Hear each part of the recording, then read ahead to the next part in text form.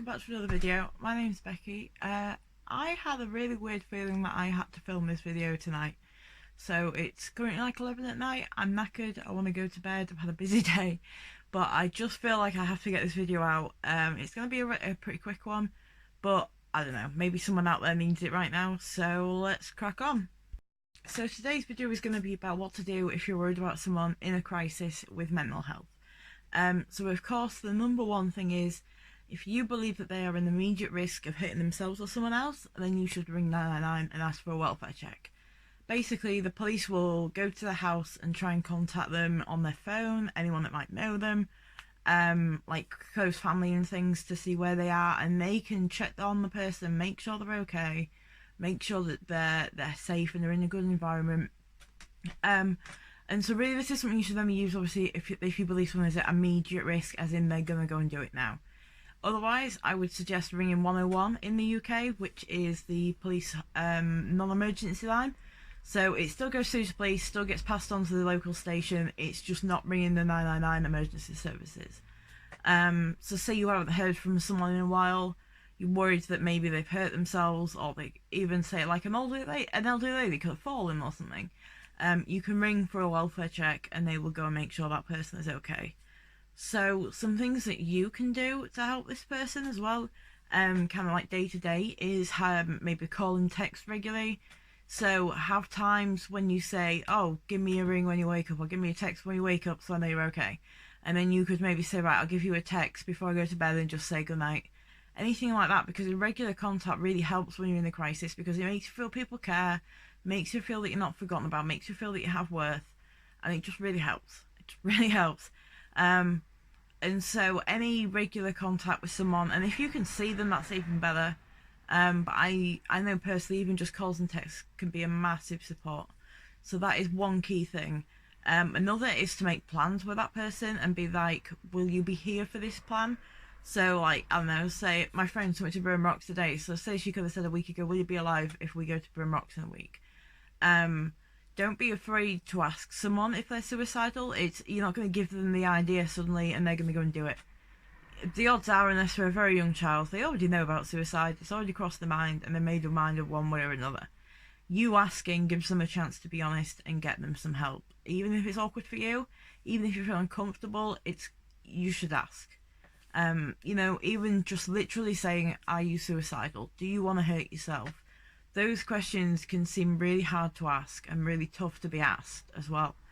But I think honesty in a situation, in a crisis, is like number one. It's the key thing. It's what you have to do to be able to get help. And that's scary, definitely. But it's necessary. It just is. And so another thing is, as I say, if you can see them, try and make it a regular thing. Have regular days, maybe go for lunch or a drink. Say like a coffee or hot chocolate somewhere. Have something that you do together that you enjoy, that you can both do, and do it regularly. So it could be going to a certain cafe, it could be going for a walk with your dogs, or their dog, or your dog, it could be driving to a beauty spot, it could be having a picnic somewhere. It can be absolutely anything that you guys want to do, that you know that person's going to look forward to, and that will give them something to focus on that is positive.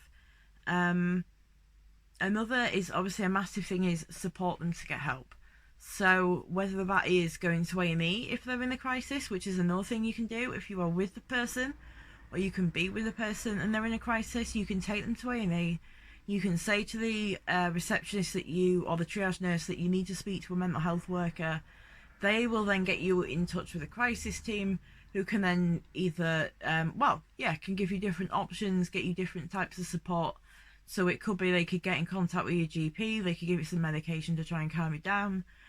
They might admit you, which of course is a scary thing, but sometimes it is for the best. They might also put you under the crisis team for a while, which means they will come and see you daily, or however often is agreed between you, for a set amount of days, usually 7 to 14. And they will start with very intensive care, so you might see them every day for like a week, and then they'll start to slow it down, or whatever it is for you. And they're basically just like the middle step between being at home and being in hospital. So they'll come, they'll provide the safety of someone to talk to, someone that's there for the carers if there is one. People that the family can also talk to for support. but they're there for that person that's in the crisis without them having to go into hospital, which can be a massive help for someone if hospital is not a good place for them.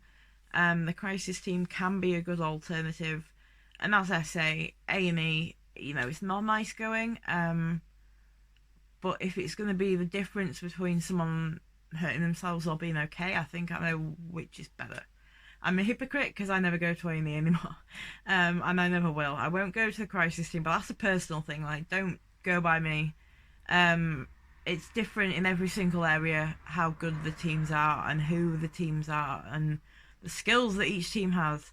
So just be aware of that. And they're not perfect, but they do try. And going to get help is a massive, massive step, but it's also the first step to recovery. It's also the first step to getting anywhere near better.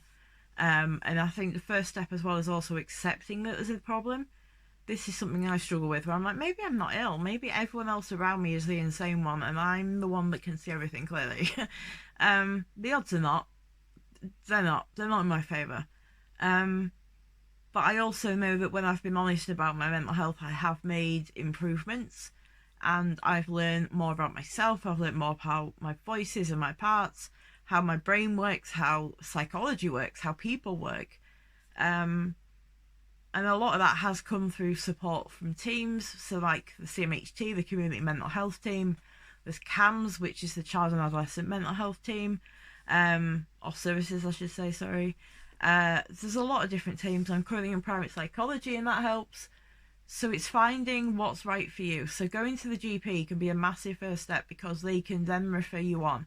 So like the crisis team, they can get you like primary or secondary care, which is maybe seeing the mental health team, whether for the child or adolescent services or adults. It can mean getting you some therapy, counselling, some employment. There's so much they can help you with, whether benefits or getting like a housing situation sorted. They can do a lot to help. So please, if you are starting to feel like you're going downhill and it's scaring you, go to your GP, be honest with them, and just see what they can do. Just see what they can do. And if you don't think you can talk to one GP, ask for another. If you don't want a male, you can say that to a receptionist. You don't want a female, you can say that to a receptionist. If you explain, people are usually pretty good about things. I found in doctor's surgeries. It's when people won't explain what the issue is that the receptionist presume, well, it can't be that bad. We'll just leave them for a few weeks. If you are honest and you say, look, I'm struggling with my mental health, I think I'm going into a crisis, can I see a doctor? The odds are you're going to be in pretty quick. So please do that if you need some help. And also talk to the people around you. So this is meant to be what you can do for other people, but this is also what you can do for yourself in a crisis, I guess. And it's just be honest. Be honest, talk to people, get the help you need. Sometimes it's just some short-term medication, like some sleeping tablets, something to calm you down. It can be longer-term things like therapy. There's so much out there that can be done for mental health. There's so much hope out there. There's so much possibility for change. So please, no matter what situation you're in, just get help. Go to someone. So it doesn't matter what age you are. If you're younger, go to a teacher. Go to a ballet teacher, a horse riding teacher, a teacher at school. Go to your GP. They may have to talk to your parents because you're under 18, but you still have confidentiality. So they will, unless you are an immediate risk, they will not break that. So you can go to a doctor at your age, any age really. I guess 16 and over is probably a better one, without your parents knowing, and they should protect your confidentiality. They may tell your parents that you, say, have depression, or they may tell me that they believe you have a problem. But whatever you say will be kept between you and them, so don't worry about that. If you don't want to go to like a teacher, or you don't want to go to the doctors, friends, family, there's always someone out there, I promise. There's school counsellors now. There's human resources teams in bigger companies where people work. Universities have massive mental health support now, or a lot better than it used to be, apparently. No matter what your situation, no matter where you are, no matter who you are, no matter what you identify yourself as, is completely irrelevant. There is help out there for you. You just gotta go and look for it and get it. And so carrying on, just being open and honest. Just always be honest. It's hard, it's scary, and for a long time, I personally had to write everything down. I couldn't say the words, I'm gonna kill myself. I couldn't say certain things that was going on. And so I'd have to write it all down and just show my worker, and then I'd feel like, right, they get it now. So if that's something you're going to struggle with, is saying the words, or you think you might forget something, or you might stammer, or you might get upset, you can write either bullet points down about the things you want to bring up. You can write bullet points of what you think are your symptoms, or how you're feeling, or what's happening for you. You could write an essay if you wanted, pretty much, why not? And just literally hand it to them and be like, look, this is what's going on. And I think people always respect honesty. They may not always like it, but they respect the honesty. And especially if you're saying, like, holding your hands up and being like, I need help, I don't think many people would reject someone saying that. And I would like to think no one would, but you know, the human race is a bit screwed sometimes. I'm just trying to think if there's anything else. So things like giving people reminders to take their medication, reminders to eat, reminders to wash clothes, change the clothes, be willing to have silences with the person when you're talking to them. Sometimes when someone's gone silent, they're thinking about something, or they're considering saying something. And if you just leave it a little bit longer, that person may share something that they would never have opened up about if you'd then interrupted, because it would have just jarred in the brain and it'd be gone. So silences are not always a bad thing unless the other person finds them too difficult. Yeah, just try and empathise, put yourself in their shoes, think how you would feel if it was you in their situation, and really imagine what they're feeling. Because I think it's hard to understand mental health, but if you can put yourself in a situation where you would feel similar, that might help you kind of empathise a bit better. People don't want pity though. People don't want to be pitied, they want to be empathised with. They want to be sympathised with. They don't want to feel like people are going, oh, diddums.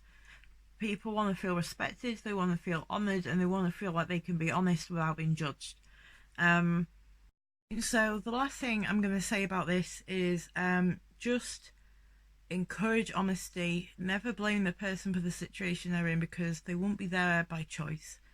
They may have made mistakes, they may have messed up. We all have. We all just do it in different ways. And so blaming someone, like Andrea says, I shouldn't say sorry for things I can't change. And I think it's true, like with other people anyway. You can't change having a mental health issue. You can't change having mental illness. You can work to recover and you can change it in that way, but you can't just will it away. You can't magically just go, right, gone. So blaming someone for being in a crisis, blaming someone for being suicidal or upset is never going to help. Just 100% will never help. Just show them you care. Tell them you care. Be there for them. Listen to them. Sit with them. Be in silence with them if needed. Hold them if they need it. Like, do whatever they need as long as it's alright for you and them. And be consistent. Be loving. Be warm. Be empathetic. And just care. Act with love. That's all I can say. Just act with love and treat how you want to be treated in their situation. Because it's really difficult to be in a mental health crisis and feel like no one cares, no one's around you, there's no one you can talk to. You're on your own. And so if you know someone, anyone's struggling, show them they're not alone. Please. That's all I can say. I hope this video helps someone. I don't know why I have to get it out tonight, but maybe there's a reason. Hey, if you're the reason, let me know. I'd love to know that. And thank you very much for watching. Take care, guys. Stay cool. Stay safe. Bye.